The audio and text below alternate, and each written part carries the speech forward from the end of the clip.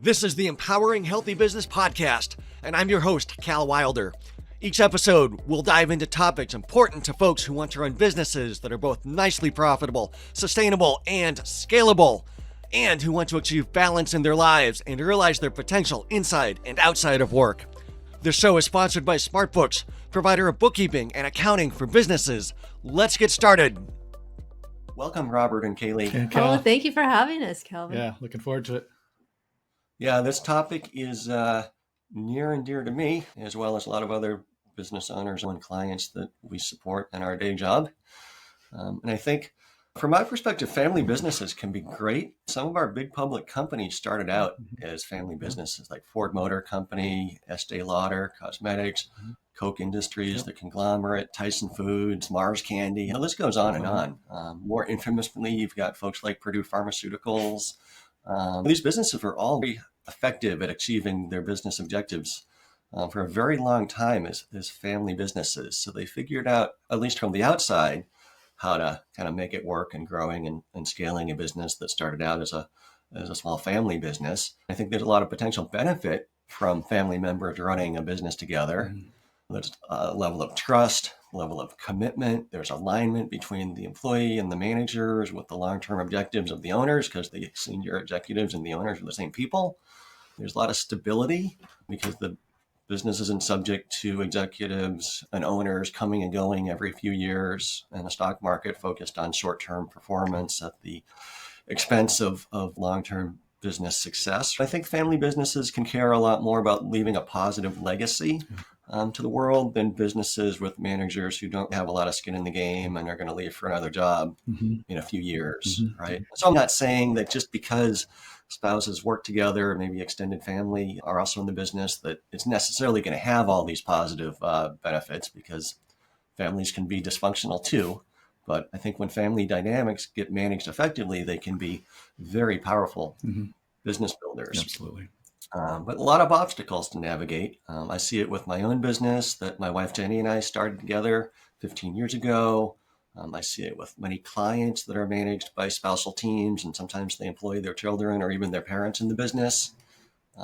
Let me start out just asking you about the Tandem bicycle illustration. You wrote that book called Tandem, which is a great book. Near the beginning of it, there's an illustration. Robert, maybe you can explain your hesitancy to ride the tandem bicycle with your wife, how you explain that analogy. Kind of funny story too, how we even came up with the title. It was actually my mastermind group I'm a part of. And, we're getting close to finishing up the manuscript, or at least that first draft. I was on the hot seat this one day, and I was like, okay, I need a title. And so everybody kind of knows what we're doing, what we do as a consulting and also our book. So they came up, like they started throwing out names. And then all of a sudden someone said Tandem. And then all of a sudden, everybody started chiming in with all these metaphors and all that kind of stuff. I started cracking up because of this discussion that Kaylee and I would have about tandem bikes, which made it into the introduction of the book, as you're referring to. When Kaylee and I would be at the beach, sometimes we'd see people on a tandem bike every once in a while, and she'd say, "Oh, let's get on a tandem bike." Yeah, I'll be all excited because I'd never done it before. And I was like, no, I don't think that's a good idea. Oh, come on. You get so scared about things. So I'm like, well, because she likes to see things, observe the surroundings, especially right at the beach, whether it's, beach goers, or maybe there's a whale offshore or something like that, or just the stuff, right? So I said, I can't put you in the front because you're going to get distracted and we'll probably run over a rollerblader. But if I put you in the back, I'm not sure if you're going to pedal. Oh. so that was the whole joke. And that made the illustration and the introduction. It's kind of the illustration of, even though, tandem bike, you're welded together, you should be able to work well together. But if you've ever tried to ride on a tandem bike, you definitely have to be in sync. Just because you're on the bike together and it's welded together, if I'm leaning into the turn, but she's not, it's going to be harder for me to turn. And if I'm trying to come out of a turn and she's not, you could actually fall because the weight's not transferred. There's a lot of teamwork in a tandem bike that you probably wouldn't think of if you've never ridden one. You think, well, you're welded together, the pedals are going the same time, right? And so, it should be easy. I think that was a great metaphor for marriage in general, and especially when you're working together in business. Great. So before we dive into what you've developed and, how you advise and work with married business owners today, maybe take us back into the earlier years of your lives and your experience in business and what got you doing what you do today. Maybe, Kaylee, you can start with this question. Well, mine started as a childhood. I was a third generation entrepreneur family, and my dad worked 6 days a week and wasn't home much. It was really tough and challenging on our family because when you're a child, you just want your dad to be home. I think some of that played into, and then I saw a lot of people as entrepreneurs, their go to was when they weren't doing well, put more time and energy into their business. Those were some of the hardships that I grew up with. And there was plenty of pluses too, don't get me wrong. And so I think when we started our business, we saw that a lot of the couples we were helping, we didn't want that to happen to them as well. Right. What has your journey been? So kind of similar. I mean, I didn't grow up in an entrepreneurial household. Actually, my dad was a pastor, but there was the same dynamic because the focus was on the ministry. A lot of times, the family took a back seat. When I went to school, the thing I did, I didn't want to go into the ministry. I actually wanted to go into business. So I actually majored in marketing, cut my teeth in Fortune 500 companies, worked for Coca-Cola and then Big Pharma. You mentioned Purdue. I didn't work for them, but had experience in that. And so that really helped set the stage of knowing how to do business well. When you're in a company, in fact, Coca-Cola and the two pharmaceutical companies I worked for, both started within a couple of years of each other in 1886, 1887. When you have that kind of longevity, you're doing something well. And they all started, like you said, family business. And then it became multi-generational, passing it on. They became publicly traded companies. But you lasting that long, you got to be able to do something well. And one of them is efficiency, productivity, systems and processes, and operating with good margins. And when I started consulting privately held family business, especially the ones we're dealing with, they're doing about less than $10 million a year in revenue. They didn't have a lot of those in place, especially when you're under even $5 million in revenue. And so as they're hiring for marketing help, the first thing I saw, because you'd appreciate this, Cal, the first thing, I was actually mentored by an aerospace CFO. And so he really helped me understand, P&Ls and balance sheets and all that. He says, this is going to help you in marketing, which I didn't think, what are you talking about? And sure enough, as I just started asking my clients, can I see your financial statements? And I started looking at their profit and loss statements. The first thing I noticed was like, oh, you're operating on really thin margins. With those thin margins, you can't hire out the help that you need to take the load off. They're asking me for marketing help, but then I look in the business and I say, wait a sec, there's more than marketing going on. And then that stress you're putting on yourself is also forcing you to work harder, put more hours in because you can't hire out, which is then affecting home. You don't have a marketing issue, you have a productivity and margin issue. That's the first light bulb, because most of our clients were married and they started talking about their personal life as you get to know them. And then you start seeing this work-life imbalance that kind of matched our childhood upbringing. And so it's kind of a journey. Oh, there's an issue here that no one's really addressing. And it's not just a business issue, it is a family issue. So let's fix this. Let's handle both of these issues, marriage and business. And let's do both of those well. Yeah, I know in your book, you make the point that a lack of understanding of financial metrics and performance indicators is a big contributor to work-life imbalance. Mm-hmm. And so, a lot of small business owners don't have, a lot of background and experience with financial management and performance metrics. Instead of setting clear, measurable goals and getting pricing and cost structure and profit margins aligned where they need to be, and being able to delegate to somebody else who knows clearly what they're aiming for, what metrics they're supposed to hit, we can default to just working harder and trying to get a greater volume of work done. That's what you're saying. And try to make it up with volume, what we don't have in our core business model. Yeah. In fact, making each sale more profitable, we can just try to sell more deals and fulfill more orders, but that's risky for a number of reasons, including burnout and negative cash flow. In fact, that was kind of the mantra at Coca-Cola. The local branch manager was always saying, volume cures everything, volume cures everything, right? You're just pumping out Coke, running on thin margins. That may or may not work, but most of the time it just forces you to work really hard. And as you say, ultimately it can lead to burnout. And with that is not just a mental and emotional issue, but it will affect you physically. How to do business better so you don't have that. So you have the energy not just to do business, but also be at home. And I suspect the different stages in the evolution of a business, things change over time, and that probably impacts the marital relationship a lot as well, right? At first, if you're a pure startup, you're very excited about what you're trying to accomplish. You're got a lot of energy. You're working hard, but you don't mind it. You're motivated by the potential you could achieve. You probably don't have many, if any, employees and middle managers yet to worry about. You don't have a lot of business to worry about accounting for and measuring yet. There's probably not formal management and communication systems in place. And so it can be kind of a fun, motivating environment. But then the business grows, and all of a sudden you've got something that needs some structure and you have to worry about respective skill sets and how do you communicate effectively and set those goals and objectives. I could see how what started out as a very positive working relationship between the spouses could turn in a different direction once all the stresses of trying to manage a scaling business kick in. Mm-hmm. Absolutely. And I think, for those that are kind of in that startup phase, I mean, now is the best time to start putting those things in place and then grow, as opposed to trying to fix it later.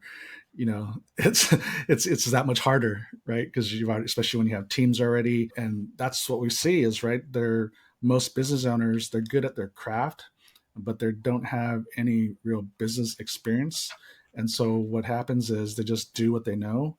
And because they're running very inefficiently, because they don't have the systems and process in place, as they're growing, they just keep doing the same things, right? And so you're just multiplying the inefficiencies that you started with. And as the business grows, it just becomes bigger and bigger of a stress. And so now, when's the right time to create systems and processes? Now, even if you're solo, now's the right time to do it.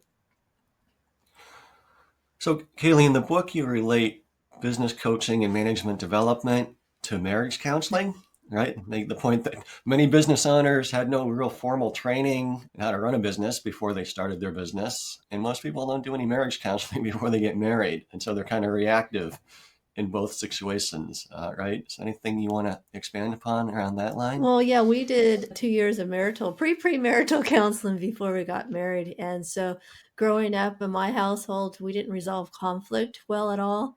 Our idea of resolving the conflict was just walking out on each other or hanging up the phone. And so we didn't get things resolved. That also plays a role in work, because if you're working together, even if you're not working together, it comes home with you. If you're not able to make decisions to move forward, then that's just something else you can't talk about. All of a sudden, all this stuff gets stuffed under the rug, and it gets higher and higher until one day you just implode.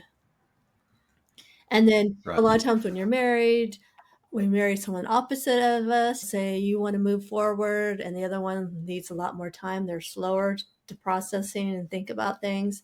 It's harder and harder to make decisions to get the business moving forward. I know you work with the DISC framework some, which I've used a fair amount in the past as well. And so I think in the business context, we think a lot about trying to hire employees and put them in roles suited to their skills, experience, personality, and knowledge. We try to give them clear responsibilities and accountabilities, but I think there may be a gap when family members are working together. There's this whole, what's my actual responsibility? What's my accountability? How do I hold my husband accountable when he's not doing what he's supposed to be doing? So talk to us about this whole idea that just because your family owns the business doesn't solve the problem of making sure that you've got the right job. Well, I think a lot of times my wife or my child or somebody needs a job, so we'll just throw them in there, whether they're qualified for it or not, or if it's a fit. I know with us at the beginning, Robert asked me, he's like, honey, do you want to do QuickBooks? And I'm more of the creative type. He's the numbers guy. And I didn't really want to do it, but I thought I could do it. I don't want to tell him no. And I did it. Or at least I tried. He would be like, honey, did you get QuickBooks done? I'd be like, no. I'd put it off. And then I would get in and go do it. Then he'd come back to me and say, honey, this is wrong. Numbers need to be exact. And that would trigger me. And then I'd be like, oh my gosh, aren't you grateful for what I'm doing? I'm really trying. And then it would trigger him. And so we would just be in this hot mess. And it's not my gifting at all, especially in the disc. It's more Robert's gifting, but he didn't want to do it. Yeah, so that's So how should spouses go about figuring out their division of responsibilities?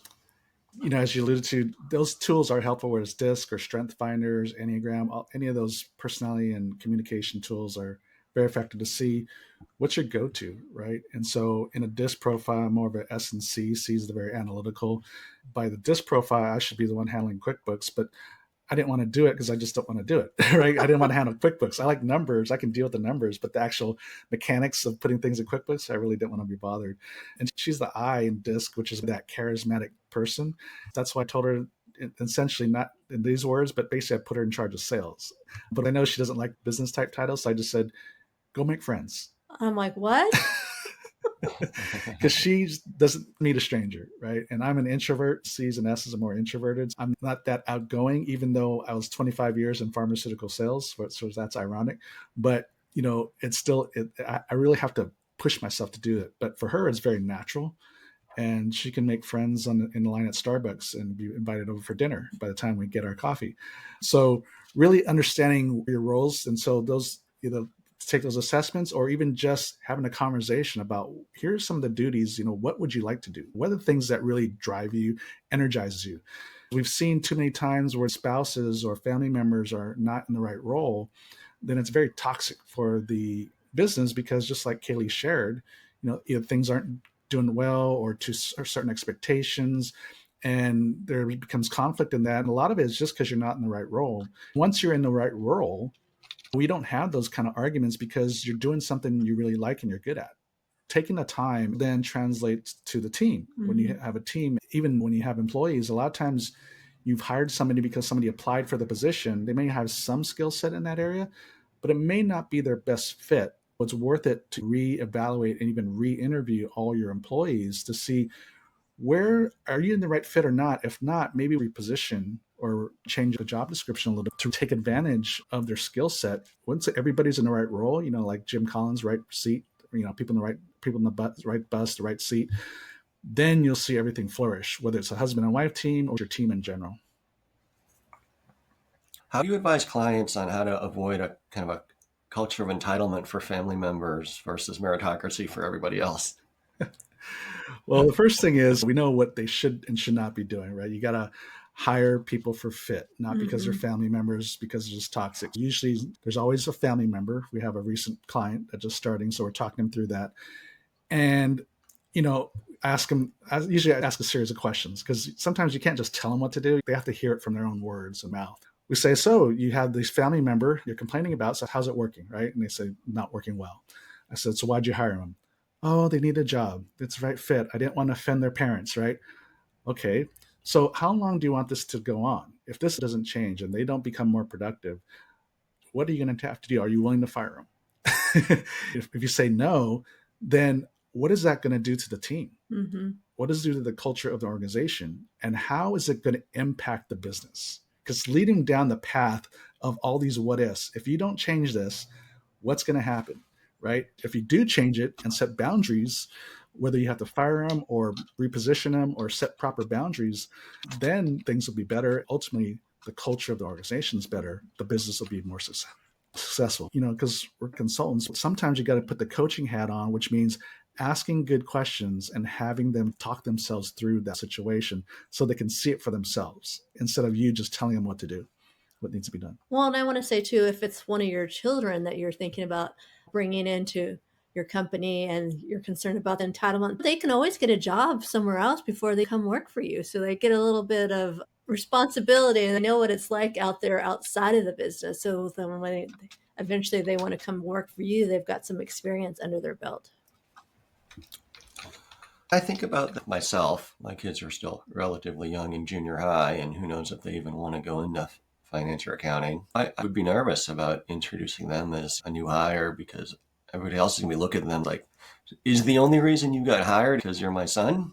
I can see how if they have a job somewhere else, develop skills and make mistakes on somebody else's dime in their first few years of their career and come with a little more developed skills than straight out of school, that could help put them down the path of meritocracy. And I think it also helps. But it's going to be hard for them, right? Because everybody's looking at them differently because they're the son of the owners, right? Yeah.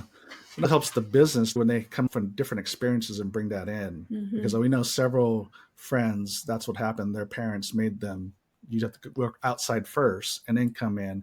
And it wasn't just because of the entitlement issue. It was also the dad wanted them to learn from other companies and see if there's anything they can bring into our company, Mm-hmm. right? So there's also that benefit as well. But yeah, that's always a challenge, right? Being the kid coming into the family business, and all the eyes are looking at you, or you hired only because you're a family member and all that.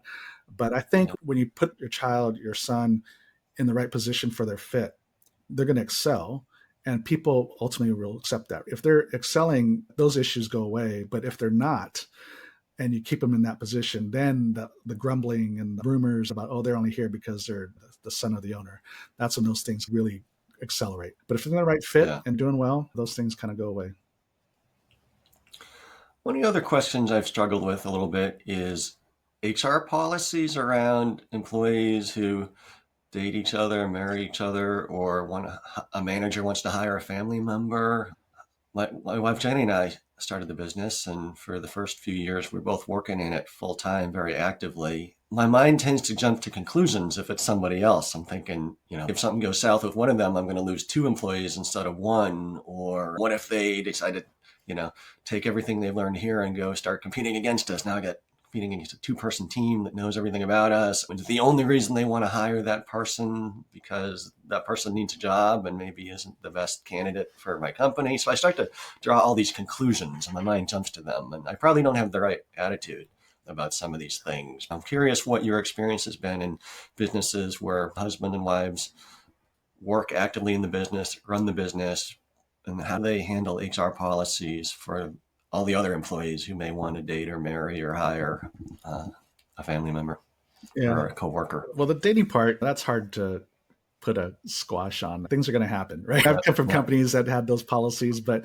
you just date behind the bush. It's really hard to prevent that kind of stuff. As far as bringing in a spouse or a family member, and we've had those situations with our clients, those can be challenging, right? And I think you have to put down some boundaries. You just have to be able to hold everybody accountable. But bringing in a spouse, I can see how that's challenging, because if you have to reprimand one of the spouses, of course it's going to affect the other one, and they're going to want to defend them, and that can create some toxicity, right?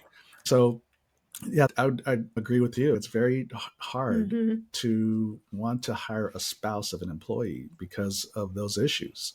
Those are real issues, and they happen, right? It's not like you're making up in your head. We know, and we've seen those kind of things happen. Ultimately, it's up to you as a business owner. For us too, that's a challenging one because we know what the ramifications could be and how it affects the team, for sure. So always have to look at, how is this hire going to potentially affect the team? Well, if they're having challenges at home, which hopefully they're not, but if they are, they bring that to work because you're seeing your spouse every day there at work. Yeah. Okay, let's say you've defined, a job mission or, a set of responsibilities in pretty good detail. You think it's a good fit for your spouse's or family members' abilities, and they start in the role, or they start doing the role. Is there anything different that you would recommend as far as accountability discussions for a spouse in the business versus other employees? Is it a different kind of discussion? I assume it has to be, right? It might sound different for some couples that are working together, but it's actually not when you put it in a business context. Accountability is accountability, right? Whether it's an employee or your business partner, we all have our roles. We know what we want to achieve. One of the things, we just can't make it personal. That's always the challenge, right? How do you hold your spouse accountable without it blowing up? Hey, do QuickBooks, right? How do we have that conversation without it blowing up? One of the things that we do as husband and wife is we have a weekly meeting every Monday at 3:30. We go over calendars for both personal and business stuff. That's our check-in for the week. How do we start the week? What are things are coming up in the calendar? What are business items that need to be taken care of? What are things that didn't get taken care of last week? If it didn't get taken care of, why? And do you need more support? How can we help? So one of the things is to kind of prevent having to hold your spouse accountable, meaning, oh, they didn't do it, and then you have to have this conversation. But if you're always checking in on a regular basis and finding out if you have a problem finishing the work, why, and if we need to either outsource the work, or maybe you have too much on your plate and we can table it for a little bit, or just have that discussion of why this isn't getting done and what can we do to help. Because a lot of times we just make some assumptions and say, this hasn't been done, why? And having those regular check-ins also prevents things getting not addressed. If things aren't addressed for a long period of time, then when you finally do address it, it becomes a big issue, as opposed to handling it when it's a small issue. Check in with Right. your spouse because you never know what's going on with them. Maybe they're just having a hard day or a hard week, or it could be a lot of different things. Okay. Let's talk about bringing work home, or if we work from home these days, where the boundaries are between work and family and home, and what your experience and advice is around how to successfully not be talking work all the time at home. I'd say try and find a good transition place because for us, when we're done working for the day, we take the dog out. It's nice getting some exercise. I'll ask how was his day, what happened, and that's just a nice way to unwind and talk about a little bit of work, but then transition into family time. Yeah, the transition's important. And then we have some ground rules. No cell phone at the dinner table. My cell phone just stays in the office. Our office is also at home. And I just keep the phone in the office. Weekends, even on Saturdays, I don't do any electronics, period, in general. I don't check social media and all that kind of stuff. But you have to put in these boundaries so that you're not always thinking about work. Even at the dinner table, if one of us starts to bring up a work topic, we say, can this wait? Does this need to be discussed now, or can this wait to the next business day? Can we hold it for a weekly meeting and just put it in the agenda? Part of the reason why we're always talking about work is because when we have an idea, we don't have a place to park it. So we just talk about it now. If you have a place to park it, then it'll be okay. Then we'll know, okay, this will be a topic we will address because it's either tomorrow or whatever we've agreed to. And you have a standing weekly meeting on Mhm. Monday afternoons. You can always Yeah. bring up. If it can't wait a week, let's say it's a week to the next Monday. If it can't wait a week, then the next business day we'll start at 9 o'clock or whatever. But we always say, okay, we don't just like kick it to the curb, but we actually put time in place of when we're going to talk about it. Is it going to be the meeting or tomorrow, whatever. And then we just have to hold each other accountable. Hey, Mhm. you're talking about work, can this wait? And then we have, sometimes we just had a discussion because it, affects us too. Sometimes, what do we talk about? Because a lot of times it's the same stuff. And so good friends of ours came up with these conversation starters for couples. They're just little cards, right? And just pull it out of the deck and it pulls a question. And so, there's stuff out there to keep it fun and different. So you have to Is find there a particular product geared for this particular purpose? what's the name of that card. Yeah. It's Rob, It's Joanna Teagan. I'll have to send it to you. You can put it in the show notes. But yeah, they have like Okay. 3 different cards. I don't see it. It's just Well, and I just wanted to add too, yeah, those are great conversation starters. We also have a Google Sheet. So if there's something on our mind, I can write it down or put it in my journal so I don't have to remember it. Sometimes I'll come to Robert with all these things as they pop up ideas in my head. But if I Yeah. have a place where I can park it, as you were saying, honey, then I don't have to think about it anymore. I can write it down until our next meeting most of the time. I feel like the dynamic between my wife and I in some ways is similar in that I'm very introverted and my wife is not a 100% extrovert, but definitely more than me. So, I'll come home from work, so to speak, or come upstairs from work and she'll ask me how my day was, right? And Robert, you had to figure out a strategy because that was not a good conversation for both of you for a while until you figured out a strategy. Can you talk a little bit about why that wasn't working so well and what tactics you both yeah. employed? No, that started from my pharmaceutical days. I was on sales calls with physicians all day. I'm an introvert. You're spending all day talking and listening to people. The last thing I want to do is recap the day when I come home.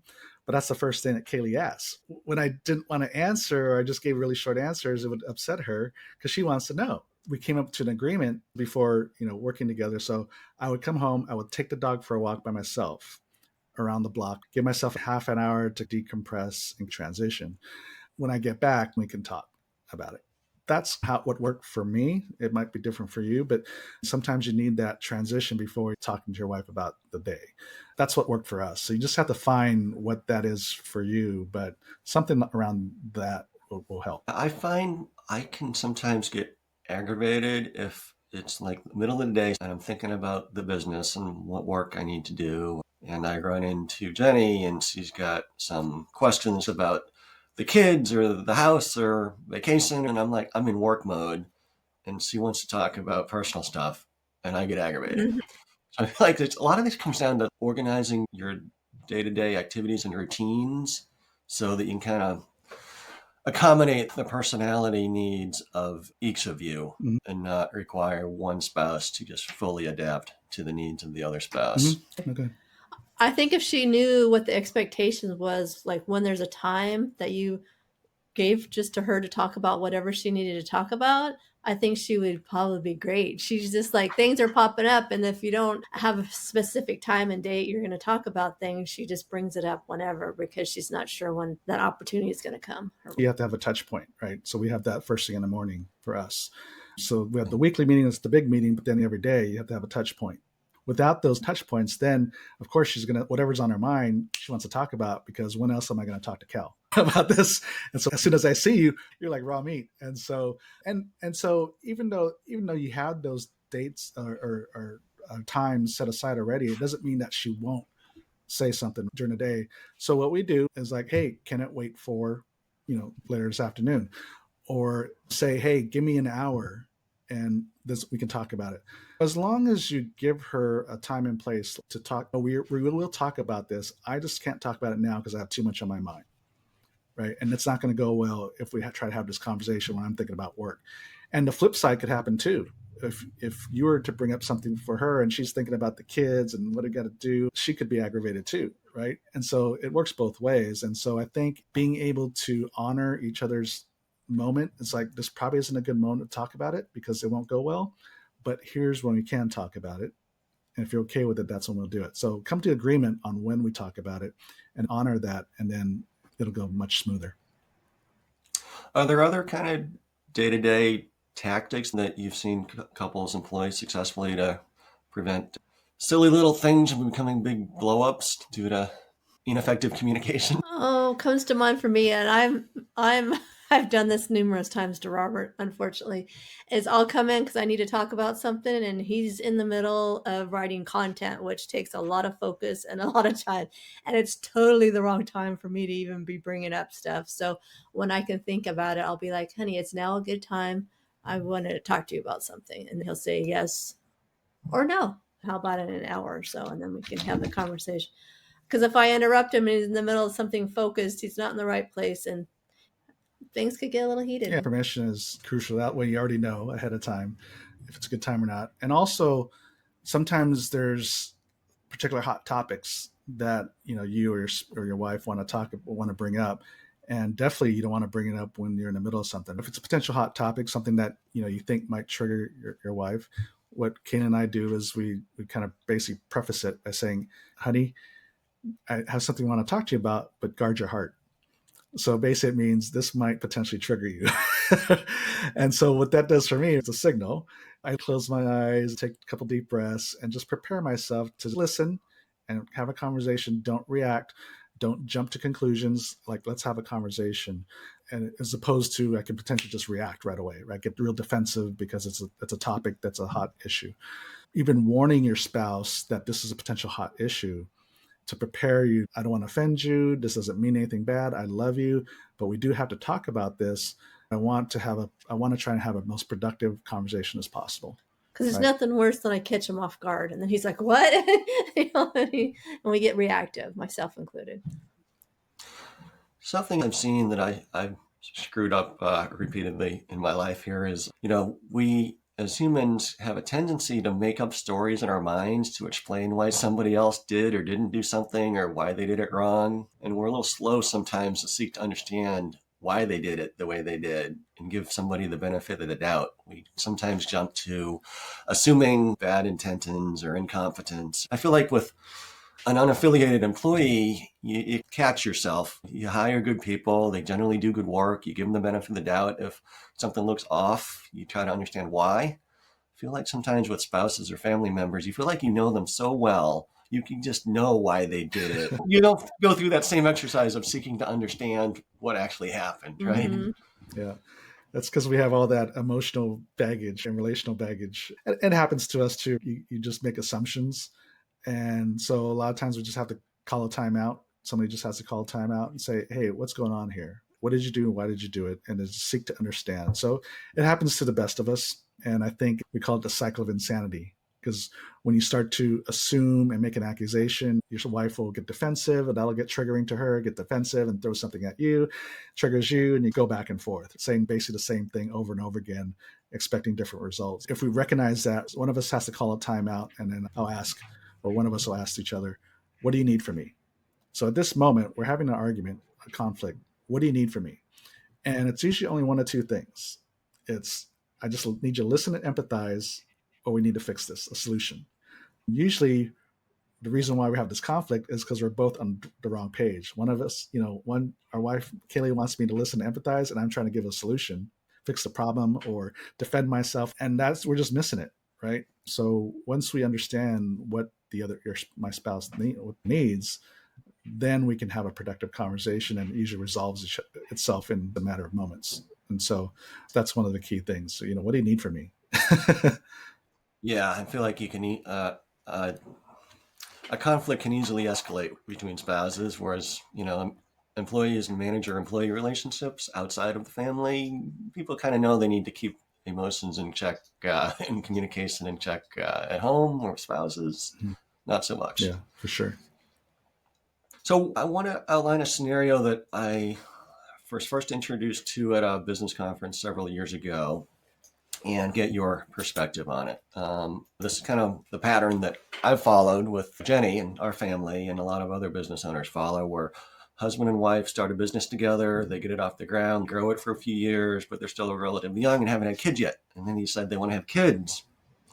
And then somebody's got to spend a lot of time taking care of the kids.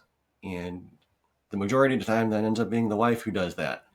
Although some husbands do it, majority of the time it's the wife. And then there's this progression where the wife becomes less and less active in the business, maybe mostly inactive in the business. The husband becomes, the face of the business, gets the credit for the business's growth. People forget the contributions that the wife made in the early years. The recent hires never knew what the wife contributed in the early years. Mm-hmm. And the wife her purpose shifts to raising the kids, and the husband's purpose is still focused on building the business. And his focus should be maybe on the kids too, but he may default to focus on the business and assume his wife is taking care of the kids.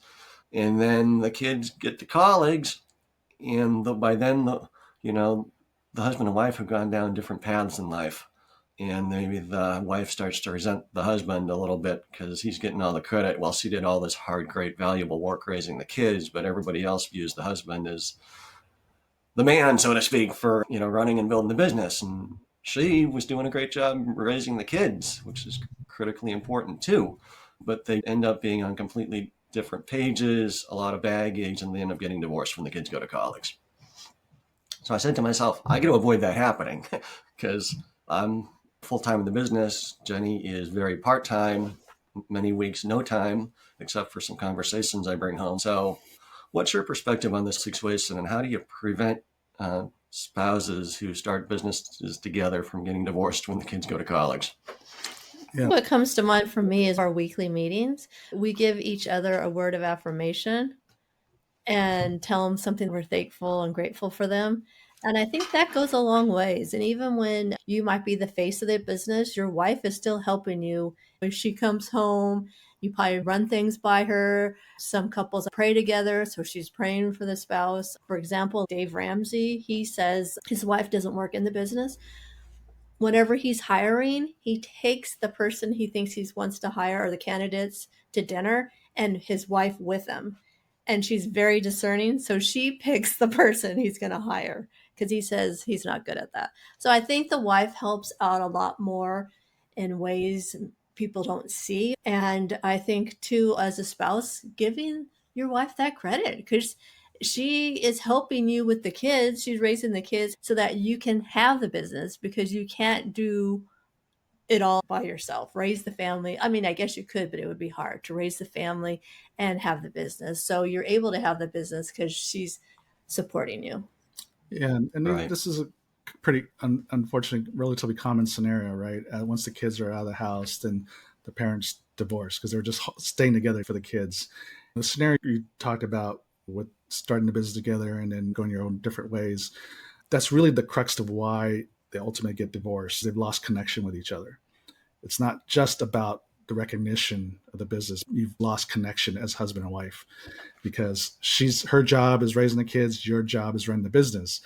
And when you're in your lane, so to speak, we just couples in general, as we age and we got all these different responsibilities, we just lose that connection. And a lot of it comes to what we were talking about. If we had those daily points of connection, those weekly meetings, staying on the same page, so we know what's going on with the business, what's going on with the kids, how can we support each other in these moments. And also, as Kaylee does, words of affirmation. I don't know if you're like me, Cal, but I have a hard time giving praise to Kaylee because that's not how I was raised. My dad didn't praise me. He just told me what I had to do or what I did wrong, right? So that's the environment I grew up in. And so therefore I'm not used to giving it because I didn't really receive it. So those daily points of connection and weekly meetings, that's the first thing we do is give each other words of affirmation. If I don't have that, I may go the whole day without it. Think about it as husband and wife. How many times do we really affirm our spouse? One's usually better than the other, but there's the one that's not. You got to put in those points, hold yourself accountable to really make a point to give them affirmation and praise and how can I support you, and having those daily and weekly points of just connection to make sure we're not drifting apart, because that's usually the crux of it. At the end of the day, the kids are gone. Now we're empty nesters. And now I don't know how to relate to you because we haven't related with each other all the time. The thing that kept us together was the kids, right? All the activities and the business and all that. So we got to kind of peel those things apart and then start with how do we make sure we stay connected as husband and wife, regardless of how busy life can get. And when you do that well over the course of the years, that won't be an issue. Well, and I think you also need to be intentional about date night, do some vacations, even if it's just one night. There's things that you can do at different points in the kids' ages just to get away. It's nice just to get away, the two of you, and reconnect. And there's different forms to do that. I know, like, my girlfriends had small kids and they're like, oh, we're not able to go on a date night. So she would feed them, put them to bed early, and then her and her husband would sit down and have dinner together at the house. There's all different ways to be creative. You could spend the day together, take a day off or a weekend. The kids are at daycare, at school, or, get a babysitter for a couple hours. Great. Is there anything else you want to mention before we wrap up this episode? Yeah, I think, we talk about work-life balance, staying connected, making sure we have date nights and all that. And there's always that question of like, well, I got to build this business. I got to run this business. And how do I do that? Right. Well, and so we look at, there's only two basic things that starts and grows a business. It's time and money, right? It's your sweat equity or the money you put in and earn. We get so focused on building business instead of figuring out how to work smarter, not harder. And those two things, when you look at your time and money, it's where are you spending your time as the business owner and even your team? Am I spending my time in the most productive way? Or am I caught up in busy work? The invoicing, the administrative work, those are things that need to be done, but should be done by me. If you're solo, the first hire is probably that first virtual assistant, takes a lot of those administrative duties off your plate, gives you an extra 5 to 10 hours a week to help you get more sales, develop more content, or do some more research and development, or what are the things that will build the business that'll be productive instead of getting bogged down day to day. And then the money thing is margins, making higher profit margins as opposed to just working on volume.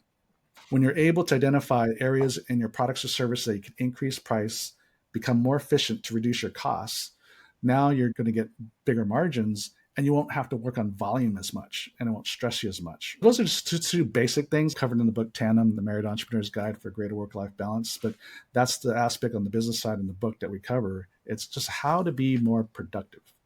And we actually even have a specific landing page just for your audience, is marriedentrepreneur.co/EHB, empowering healthy business. So marriedentrepreneur.co/EHB. And you can access the book, and there's a free download for work-life balance as well. Boundaries and connecting with husband and wife is important. And then also about how to be more productive and efficient in your business so you're not spending all this time in it. Yeah, we can talk a lot of hours about ways to do that. Can you remind me, did you cover or mention the Entrepreneurial Operating System, EOS, in your book? No, we don't cover that. There's a lot of similarities of what we do with that. Yeah, because I was For sure. As I was reading your book, I saw a lot of parallels with the EOS system, basically applying the EOS to the marital relationship, not just business planning. And you start in EOS with a long-term vision for the business. Well, what's the long-term vision for the marriage and the family over decades? Yep. What are we working Yeah, toward? exactly. How is the family, how is the business there to support the marriage and the relationship, not the other way around? And then making sure that the values are clear that are going to drive decisions. As difficult decisions come up, you have your defined family values that drive how you go about making the decisions and living, right? How much more income do we really need and want? How do we prioritize our spending and saving decisions? Are we going to have kids? If so, how are we going to raise them? What are our thoughts on retirement?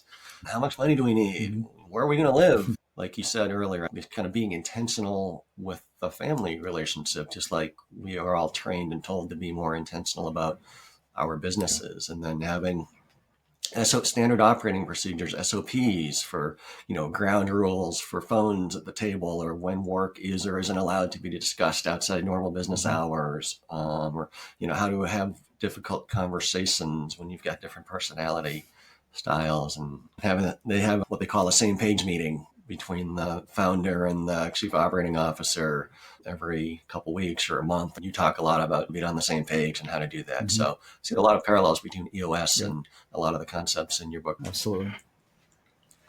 You've got a lot of resources and assessments and checklists on your website. You've got a podcast. You've got multiple websites. How would you recommend listeners engage with you and your content? Where should they start? Yeah, just go to marriedentrepreneur.co/EHB, even though there's a specific landing page, but you're in our website. So once you're there, you can access the podcasts and courses and even schedule a complimentary discovery call with us. So yeah, that's the best place to go, is just go to that landing page, marriedentrepreneur.co/EHB. Okay. We haven't talked much about your consulting business. Can you give me a quick rundown on what your focus is, the kinds of clients that you help, how you engage with them, and what your objectives are when you engage with a client? Yeah, most of our clients are about 40 and under, have young kids. They're starting out, they're husband and wife teams. They're starting to feel the stress of working together and trying to raise a family and how to do it all well, right? And so that's what we tackle. The first thing we do is help you set a vision. What's the long-term vision?